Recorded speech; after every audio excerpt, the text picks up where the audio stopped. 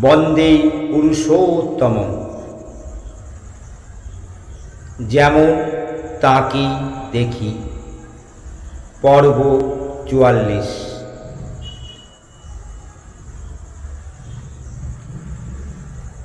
কুষ্টিয়া থেকে গোকুলবাবু আবার ছুটলেন হিমায়তপুর। ঠাকুরকে না দেখে ভালো লাগছে না মোটেই। গোকুলবাবুকে দেখেই এক গাল হাসলেন ঠাকুর। গোকুলবাবুও হাসলেন। ওরই মধ্যে যেন অনেক কথা বলা কওয়া হয়ে গেল। ভাষা তো শুধু মুখ দিয়ে বেরোয় না, চোখ দিয়েও বেরোয়। কিন্তু গোকুলবাবু বললেন, আগে যা হয়েছিল ওই যেন ভালো, আর কি ওরকম হয় না? সব সময় ওরকম হওয়া কি আর ভালো? আবার হেসে কথা কইলেন ঠাকুর। বুঝিয়ে দিলেন, ও হলো বৈরাগ্য। ও বেশি দিন থাকলে কি আর সংসারে থাকতে পারে মানুষ? আপনি একটু স্বাদ পেয়েছেন সেই পরম বৈরাগ্যে। এবার কাজকর্ম করুন। সংসারে এসেছেন, তারও তো একটা কর্তব্য আছে। গোকুলবাবু বুঝলেন কথাটা। এই সংসারের মাটিতেই তো ঠাকুর এসেছেন। এইখান থেকে মর্মের সাজিতে কর্মের পুষ্প সংগ্রহ করতে হবে।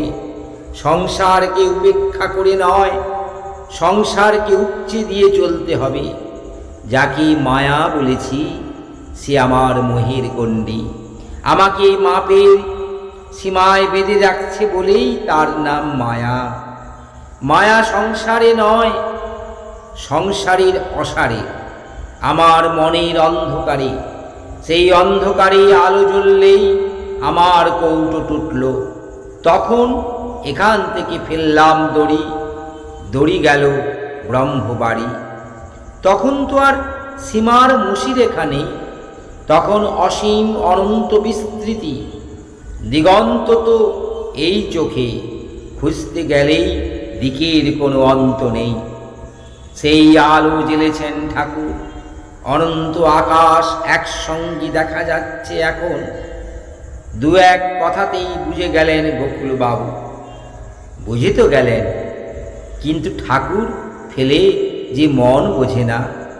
নীরলে বসে নিজে নিজে মধুপান করা নয়, সকলকে নিয়ে মৌজ করতে চায় মন। যার রূপে গুণে মন পাগল হয়েছে, তাকে দেখাবে একবার সবাইকে। দেখো, ইনি লুকোচুরি করে নেই, ইনি মুখ খোলা আতরের শিশি। কেবল আসরে এসে বসলেই ব্যাস, সৌরভে বুক ভরাট। স্পষ্ট করে অনুরোধ করলেন, আপনাকে যেতে হবে। বন্ধু মহলে বলে রেখেছি দেখাবো বলে, আমার মুখ রাখতে হবে। কুষ্টিয়ায় আবার যেতে হবে। ভক্তের মুখ রক্ষার জন্যেই ভগবানের মুখ দেখানো। তার করুণা হলো ডাকের চিঠি। ডাকাডাকি করলেই অমনি হাতে চলে এলো অখণ্ড বরাভয়ের অমৃত পত্রখানি। এই যে এসে গিয়েছি, ভয় নেই। বললেন, আপনার যদি ইচ্ছে হয় থাকে তবে যাব বই কি। দল বল নিয়ে আবার স্টিমারে উঠলেন ঠাকুর। এবার আস্তানা হলো আমলাপাড়ায় উকিল হরিশ্চন্দ্র রায়ের বাড়িতে। ভক্তিমান প্রবীণ ব্যক্তি হরিশবাবু। হরিশবাবুর ছেলে প্রফুল্ল রায় তখন ওকালতি করছে। হরিশবাবু তেমন বিশেষ কাছারিতে যান না। লম্বা চওড়া স্বাস্থ্যল গৌরকান্তি মানুষ প্রফুল্লবাবু। উকিল মহলে নাম হচ্ছে, বিশিষ্ট সমাজে খ্যাতি আছে। এই প্রফুল্লবাবুর সঙ্গে গোকুলবাবুর কথা হয়েছিল ঠাকুর সম্বন্ধে। প্রফুল্লবাবু বলেছিলে, দাদা দেখাতে পারেন নাকি ঠাকুরকে একবার? তা পারবো না কেন, গিয়ে দেখতে হবে না, একেবারে এইখানেই নিয়ে আসছি, এই তোমাদের বাড়িতে। আমাদের বাড়িতে? প্রফুল্লবাবু অতটা আশা করেননি, অবাক হয়ে গিয়েছিল। হ্যাঁ, মানুষের ঊর্ধ্বে হলে কি হবে? ঠাকুর আমাদের মানুষ, যে মানুষের ভালোবাসার মানুষ ধন, তিনি ঊর্ধ্বে থেকে মানুষকে আকর্ষণ করছেন না, মানুষের মধ্যে এসে মানুষকে টানছেন। বনের মধ্যে ধেনু নিয়ে লীলাতাপ, মানুষকে চড়িয়ে চড়িয়ে গোঠে নিয়ে যাবেন, এখন মানুষের সঙ্গে খেলছেন, ধুলো মাখছেন, হাতের ননি চেয়ে খাচ্ছেন। সত্যি আমাদের বাড়িতে আসবেন তবে? হরিশবাবু আর প্রফুল্ল মহা খুশি। ঠাকুর যদি দয়া করে পায়ের ধুলো দেন তাদের উঠোনে। সেই আশা আজ মিটল। 1321 সালের শেষ কি 22 সালের প্রথম হবে সেটা। ঠাকুর কুষ্টিয়ায় এসে নামলেন এই প্রথমবার। বয়সে কত ছোট, ছেলের বয়সই হবেন ঠাকুর, কিন্তু দর্শন মাত্রেই প্রণত হলেন হরিশবাবু। সে কি করেন? সঙ্গে সঙ্গে লাফ দিয়ে পেছনে উঠে যান ঠাকুর, নিজে কপালে হাত ঠেকিয়ে প্রতি প্রণাম করেন। স্টিমার ঘাট থেকে গাড়ি করতে যাচ্ছিলেন হরিশবাবু। স্টিমার ঘাট থেকে গাড়ি করতে যাচ্ছিলেন হরিশবাবু। ঠাকুর বললেন, না, হেঁটেই যাই, চলুন। কাছেই গড়াই নদীর ধারে রায়দের বাড়ি। নদীর ধার দিয়ে হাওয়া খেতে খেতে এলেন সবাই। ঠাকুর আসতেই লোক জুটে গেল।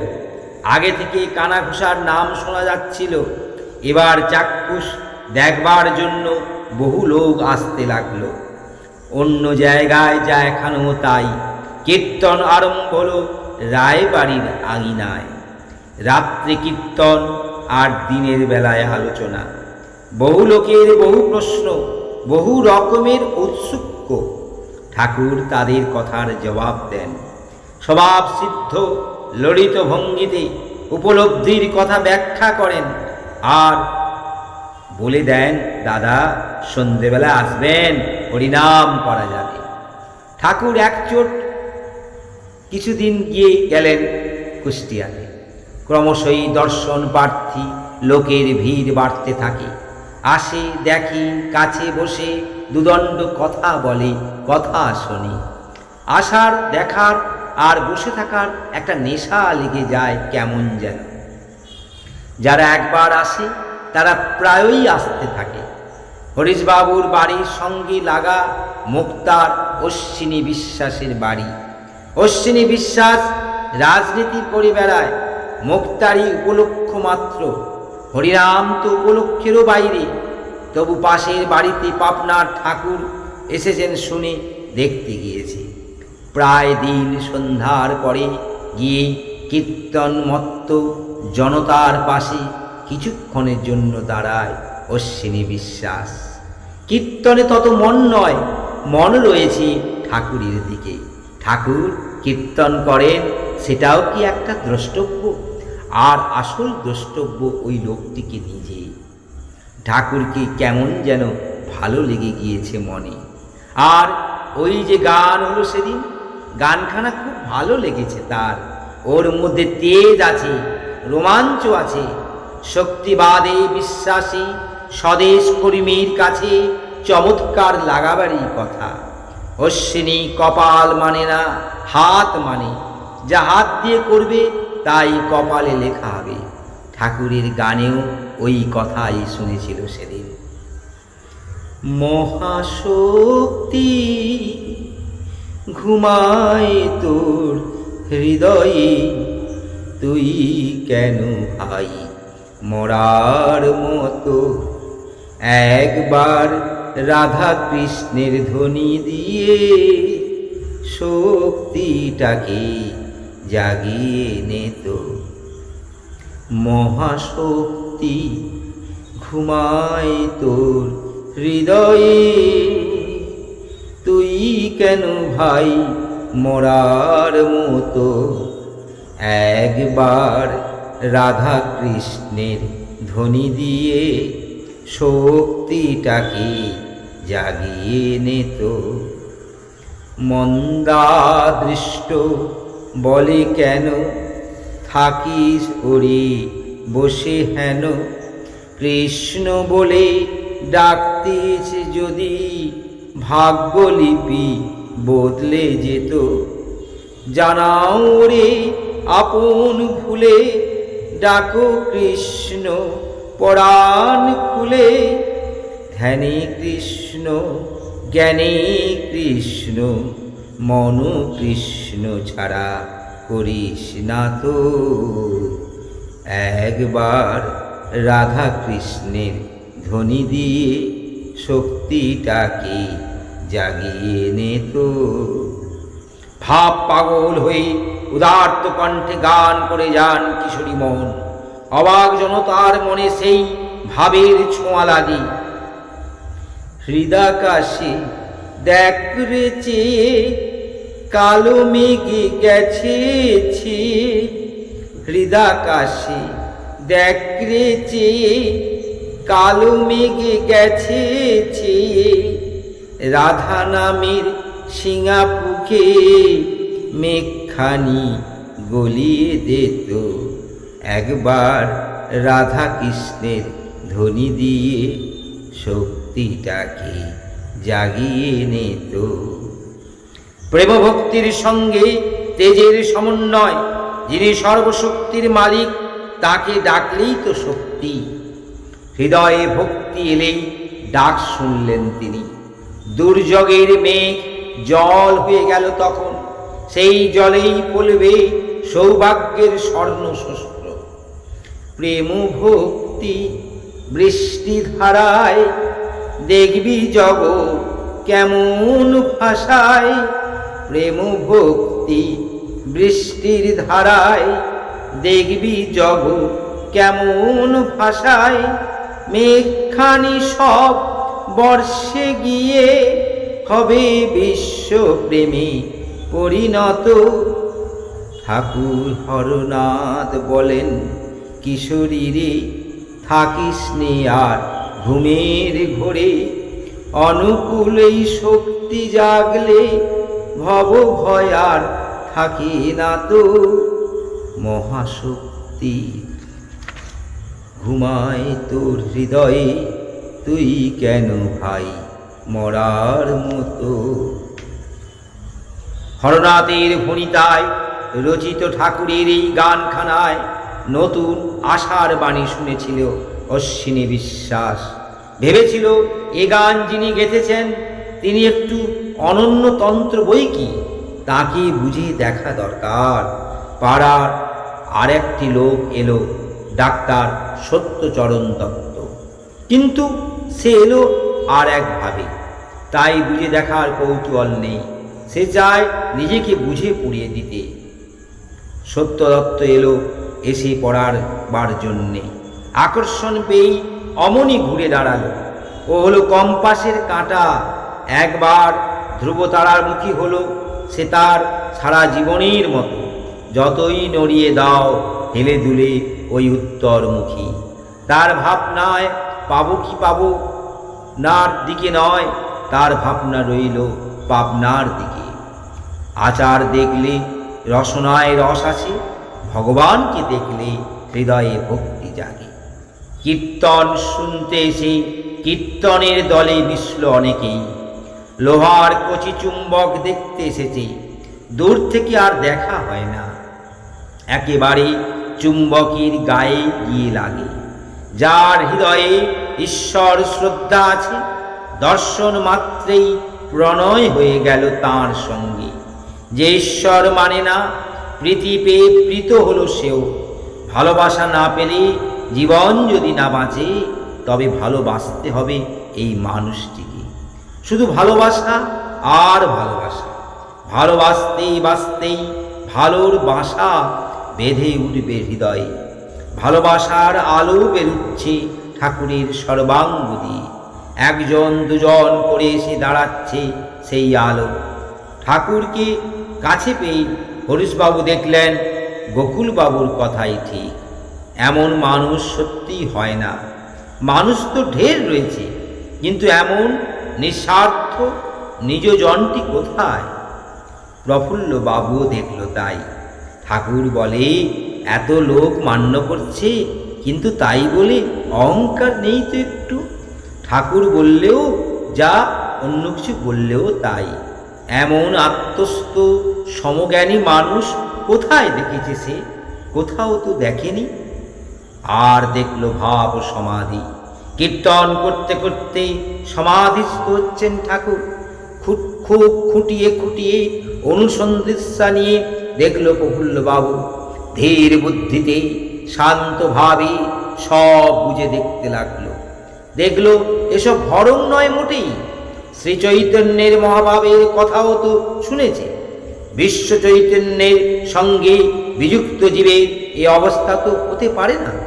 কেমন দেহস্তরের ঊর্ধ্বে উঠে যাচ্ছে মন, ব্রহ্মলোক থেকে ব্রহ্ম সংবাদ দিচ্ছে কেমন, আবার কেমন শল্য, কেমন স্নেহল, কেমন অবেদ বোধাধিকারী, কেমন দরদি মরমী। এসবই আন্তরিকতার জিনিস, অন্তর মেলে দেওয়ার ভাব। ভাবল গুরুর গৌরব যদি দিতে হয় তো একেই। বাপে বেটায় পরম গুরু পদে বরণ করে নিলেন ঠাকুরকে। কুষ্টিয়া শহরের এই দ্বিতীয় দীক্ষা। গোকুলবাবু হলেন প্রথম। হিমায়তপুরের সঙ্গে যোগসূত্র গাঁথা হলো কুষ্টিয়ায়, যেমন নবদ্বীপ আর শান্তিপুর। কীর্তনের জোয়ার কুল ছাপিয়ে এসে পড়ল কুষ্টিয়ার মাটিতে। ঠাকুর নিয়ে মশগুল হলো কুষ্টিয়ার এক অংশ। কুষ্টিয়ার লোক হামেশাই যাচ্ছে হিমায়তপুরে, ঠাকুরও হামেশাই আসছেন কুষ্টিয়ায়। প্রফুল্ল রায়ের এক ভাইপো, নাম হলেন বীরেন রায়। কুষ্টিয়া কোটির মুক্তার। মুক্তারি যতদিন না করে তত বেশি করে স্বদেশী। তখন স্বদেশীর প্রথম আমূল স্বরাজ চেতনার আদি যুগ। বাংলায় নেতৃত্ব করছেন সুরেন বাড়ুজ্জে, অরবিন্দ ঘোষ, বিপিন পাল, রমেশ দত্ত। মুম্বাইতে গোখেল, নওরোজি, মহারাষ্ট্রে তিলক, পাঞ্জাবে লাজপত রায়, যুক্তপ্রদেশে মতিলাল, সেই স্বরাজ স্বদেশ মত্তকর্মী বীরেন রায়। বীরেন রায়ের ডাকনাম বীরু রায়। বীরু রায় বললে এক ডেকে চেনে সবাই। কুষ্টিয়ার ডাক নাম হলো বীরু রায়, আর বাইরে পরিচিত ব্রহ্মচারী বীরেন রায় বলে। ব্রহ্মচারীর মতো রকম সকম দেখে ওই রকম নামকরণ করেছে লোকে। রায় পরিবারের আদি নিবাস হল কুষ্টিয়া শহরের 10 মাইল দক্ষিণে আলামপুর গ্রাম। বীরেনের বাবা সীতা প্রসন্ন বড় চাকুরি, PWD ইঞ্জিনিয়ার, আর জ্যাঠামশাই শ্যামা প্রসন্ন হাজারিবাগ সরকারের হাই স্কুলের হেডমাস্টার। বীরুর বাল্যকালে লেখাপড়া হয় হাজারিবাগে জ্যাঠামশাইয়ের কাছ থেকে। আলামপুরের এই ব্রাহ্মণ রায় পরিবারটি ছিলে শিক্ষায় সব দিক দিয়ে চৌকস। বংশের প্রায় ছেলেই নামেই গৌরব। আলামপুরের জঙ্গলের নাম ছিল এই রায় পরিবারে। শুধু বীরুকে নিয়ে একটু বিব্রত বোধ করলেন বাবা। শুধু বাবা কেন, আর সবাই। ছোটবেলা থেকেই বেজায় ডান পিটে, বিদ্যে হওয়ার কোনো লক্ষণ নেই। সেই জন্যেই ঠিক হয়েছিল জেঠার কাছ থেকে একটু দূরে থেকেই পড়ুক, আর সরকারি স্কুলের ওই কড়াকড়িটুকুও দরকার। সেই সময়টা যেমন ছিল রাজনৈতিক বিপ্লবের যুগ, তেমন ছিল প্রচলিত ধর্ম ধারণাকেও বুঝে নেবার কাল। একদিকে চলেছে জন্মভূমিকে পরাধীনতার গাছ থেকে মুক্ত করবার রণপ্রস্তুতি, অন্যদিকে সনাতন ধর্মবোধকে পাশ্চাত্যের কোষ্ঠী পাথরে কষে নেবার সদম্ভ আয়োজন। প্রচলিতকে ঝুম দেওয়ার হচ্ছে, পুরাতনের খাত বাছা চলেছে। চ্যালেঞ্জের কাল সেটা, সর্বক্ষেত্রেই যুদ্ধং দেই ভাব। ব্রিটিশ শাসন ভারতের, বিশেষ করে বাংলার উর্বর মাটিতে দুটো ফসলের বীজ বুনেছিল। একটি রাজনৈতিক চৈতন্য, অন্যটি সাহেবী কালচারের অনুশীলন। পশ্চিমী বস্তু দৃষ্টি নিয়ে বাঙালি শিক্ষিত সমাজ ভারতের ভাবতত্ত্বকে ভাবতে লাগলো। ফলে সনাতন ধর্মবোধের প্রতি সামাজিক বিশ্বাস অনেক শিক্ষিত পরিবারে শিথিল হয়ে এলো। ওর মধ্যে এমন কি আছে, বরং একটা নূতন কিছুকে নাড়াচাড়া করে দেখা ভালো। এখন কি অন্ধকারে প্রদীপ জেলে দেবদর্শনের দিন? এখন চলো বাইরে বেরিয়ে যাই, মুক্ত ময়দানে হাওয়ার বুক চিরে আস্তাবলের বাধা ঘোড়া ছুটাই। ভাবধারাটা এই রকম। এই সংকট মুহূর্তে এসেছিলেন শ্রীরামকৃষ্ণ সমাধানের মূর্ত বিগ্রহ রূপে। শ্যামা প্রসন্ন কোনো দিনই যাননি, পর্যবেক্ষক হয়ে সব দেখছিলেন। সনাতনের প্রতিটা আলগা হয়েছে, কিন্তু নতুনের বন্যাতে গা ভাসিয়ে দেননি। তবে হ্যাঁ, নতুনের স্বাদ নিচ্ছেন, দলে গিয়ে বসছেন, হাওয়া গায়ে লাগাচ্ছেন। ধর্মমতের ব্যাপারে কারো সঙ্গে বিরোধ নেই, তবে ব্রাহ্ম মতটারও প্রতি টান হয়েছে। ব্রাহ্ম সমাজে জাতবাদ চলছে, নিজেও ব্রাহ্ম সঙ্গীত করেন, শুনতেও ভালোবাসেন। হাজারিবাগ শহরে এক টেরে সাহেব খ্রিস্টানদের পাড়ায় শ্যামা প্রসন্নের বাসা। স্কুলের ছুটির পর ব্রহ্মবাদীদের সমাবেশ হয় সেখানে। মজলিসে বসে যায় বৈঠকখানায়। ব্রহ্মের উপর চলতে থাকে তীক্ষ্ণ গবেষণা আর তীব্র বিতর্ক। পাড়ায় বাঙালির বাস নেই, বিরূপল্য দোটানায়।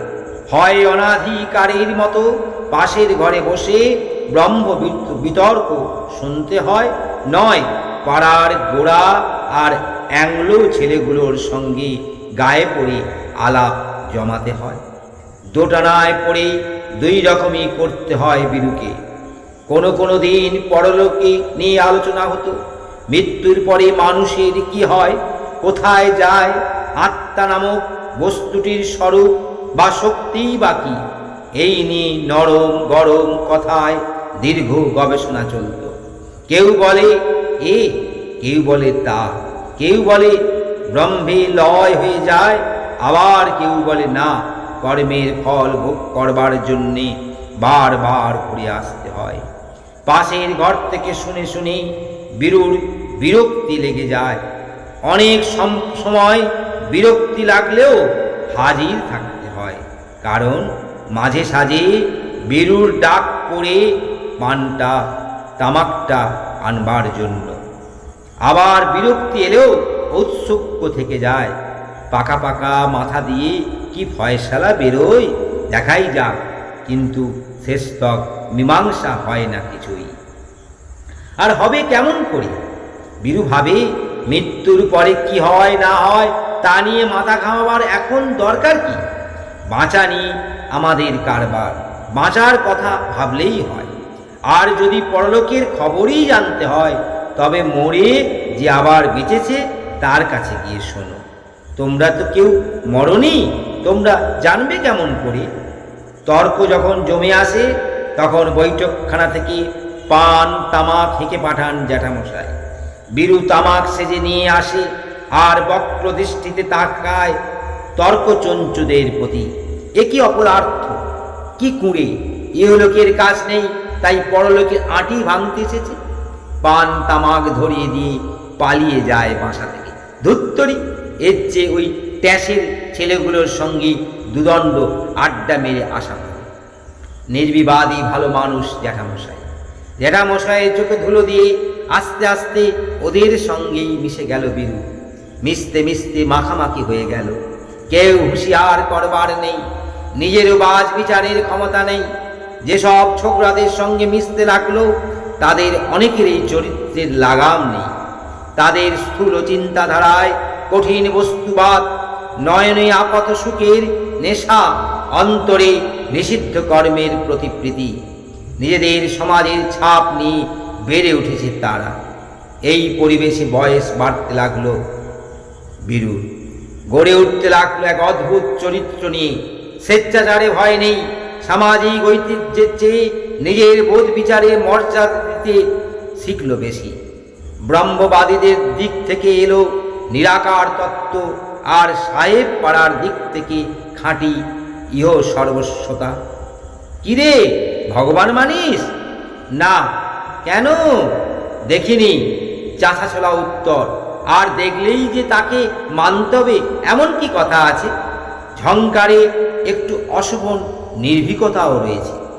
জ্যাঠামশাইয়ের সঙ্গে ব্রাহ্ম সমাজ গিয়ে ব্রহ্ম কীর্তন শুনেছে, কিন্তু সে শুধু গান শোনার জন্যেই, অন্য প্রয়োজন চোখে পড়েনি।